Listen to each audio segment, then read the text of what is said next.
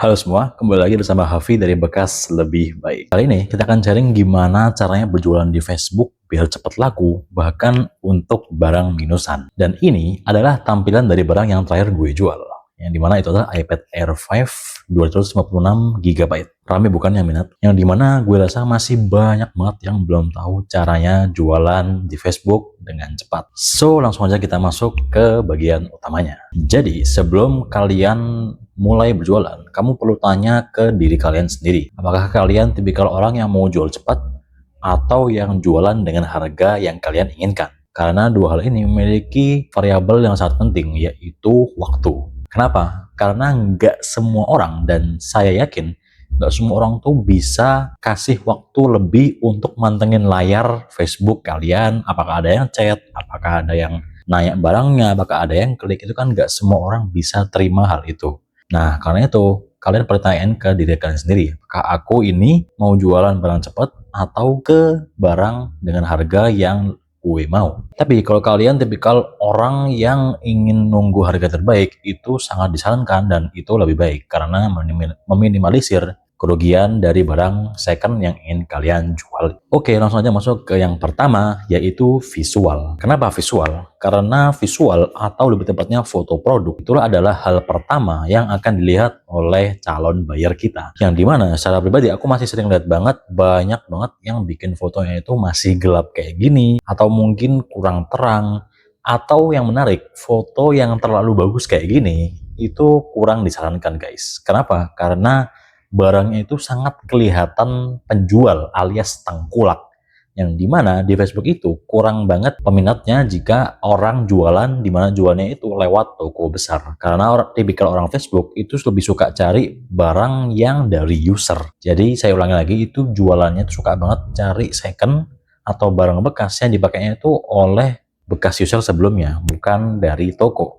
Oke, langsung aja. Jadi kata kuncinya untuk visual itu harus beda guys. Jadi selain jelas, itu barangnya harus kelihatan beda dari yang lain. Gimana? Kan barangnya sama. Gimana caranya bisa bikin barangnya itu kelihatan beda? Oke, sebelum lebih lanjut, Facebook itu kan banyak banget yang jual. Nah, untuk membuat orang itu ngelihat pertama kali barang kita dan memperbesar potensi untuk calon buyer itu mengeklik produk kita, itu kita harus bikin tampilnya lebih beda. Oke, sebelum lebih lanjut, kenapa harus cari banyak klik? Karena di Facebook itu punya sebuah algoritma ya guys, yang dimana ketika barang kita itu semakin sering diklik, maka potensi algoritma dari Facebook atau cara kerja Facebook untuk menampilkan produk kita semakin sering itu dari hasil klik di jam pertama, jam kedua, dan seterusnya di hari pertama. Yang dimana ketika klik di hari itu sudah banyak, maka akan menimbulkan klik yang lebih banyak lagi di hari berikutnya. Yang dimana dari barang saya ini, itu terjual dalam waktu 3 hari dengan harga yang cukup bagus. Dimana belinya 4,2 juta dan dijual di 5,2 juta. Dalam waktu 3 hari dan mendapatkan 4.000 klik, 50 saves, dan 2 shares. Yang dimana ketika banyak klik yang masuk, itu akan berpotensi terjadinya sebuah penjualan. Apalagi sudah ada save seperti ini, yang dimana barang kalian itu sudah layak dipertimbangkan untuk dipinang alias dibeli oleh calon buyer kalian.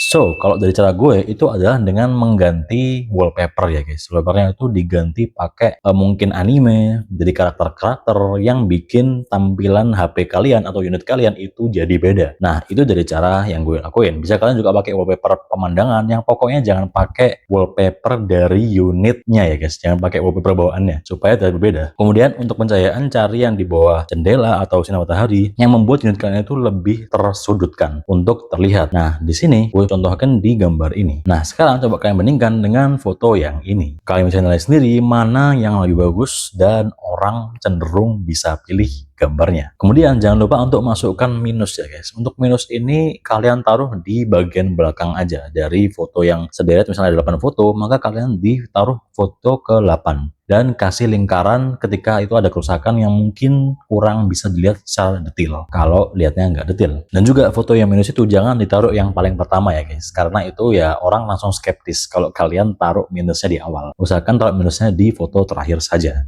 Oke, yang kedua itu ada di deskripsi. Oke, deskripsi yang baik itu bukan deskripsi yang menjelaskan spek ya guys. Misalnya kalian punya Poco F7, misalnya pakai MediaTek Dimensity 7300, terus kamera jernih, terus layarnya 160 Hz, terus apa lagi? ini brand Cina dan lain-lain. Itu sesuatu yang nggak perlu guys, karena orang itu bisa googling sendiri. Yang orang ingin tahu itu adalah sesuatu yang jelas, yaitu fitur utama dari barang tersebut. Seperti apa? Kamera, layar, dan juga sentuhan. Dan juga terakhir adalah kelengkapan barangnya. Itu secara umum seperti itu ya guys, karena ini ada suatu fitur yang mungkin orang itu bakal tanyain, karena kita pakai HP ya, itu kira-kira orang tuh cari apanya sih? Tentu kan cari yang sesuatu yang bisa dipakai buat hariannya gitu kan, entah itu kamera dan layar. Nah, kalau ada fitur yang ini kurang, mungkin ada minusnya, kalian tambahin di situ. Atau mungkin minus seperti fisik, itu tinggal ditambahin. Yang penting jangan jelaskan speknya guys, jelasin aja seperti kamera, sentuhan, layarnya, dan kelengkapan full set atau enggaknya.